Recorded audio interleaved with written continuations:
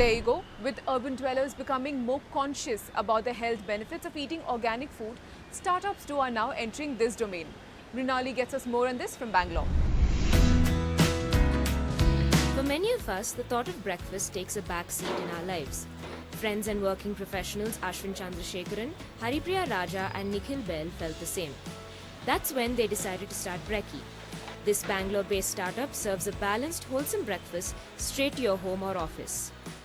What we kind of wanted was a solution that solves three things. Like one, good food that's exciting, that makes you want to get up. Two, stuff that's convenient, at your doorstep, at your office desk. And three, it needs to be wholesome and nutritious, right? So thought if we solve these three things, then we could start making people's mornings kind of awesome. And that's kind of why we started off there. Each Brekkie bag, handmade by the Spastic Society of Karnataka, consists of three elements: a main, a side and a treat. The menu changes daily. Nikhil, Ashwin and Haripriya believe that a hearty breakfast goes a long way and are trying to promote the same through Brekkie. We come from a point of view where we are a breakfast company.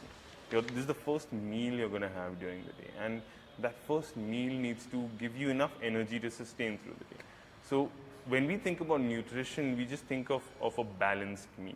We don't, honestly, when there's no calorie counter, we've religiously followed that we want to have a balanced nutritional meal. We don't follow too much of a calorie count system or anything. We just make sure that all of your protein content, carbohydrate, all of that is covered. With the increasing trend of nuclear families, hectic schedules and the escalating demand for wholesome food at one's doorstep, the future of the health food segment is promising. Product innovation and ensuring that customers have it quick and convenient are how startups like Brekkie make it big in this space. One is the convenience angle. Okay, there are startups which says I can deliver your food within 20 minutes, 30 minutes, People are looking at, getting quality food at their doorstep in such a short span. And startups are either innovating that, in terms of that, by using technology. And plus the food itself, if you actually look at many startups these days, just the product offering, they're just not providing your traditional food. They are innovating majorly in terms of the product. India's market size for food is currently valued at 23 lakh crores, but is largely unorganized. Home delivery is its largest segment, growing at 20% a year. And as with every other sphere, technology plays a huge role. Right from the food that you have, the kind of food that you have, all the way to how you receive that food, that whole experience is sort of managed by one person. And that allows you a lot of, room to do cool stuff as well. You can actually cook healthy food at scale if you're an online restaurant and you don't have 60 people waiting to get you there. You have the time to plan things out, You can employ the technology to make food that lasts long enough, but it's still nutritious. So, yeah, those are by and large, I think, the two different areas in which people are disrupting this space. The health food domain has been growing in the past few years. The market is new and lucrative, as not many players have entered the landscape yet. Experts believe this space is still in its nascent stage, but entrepreneurs are convinced of its potential.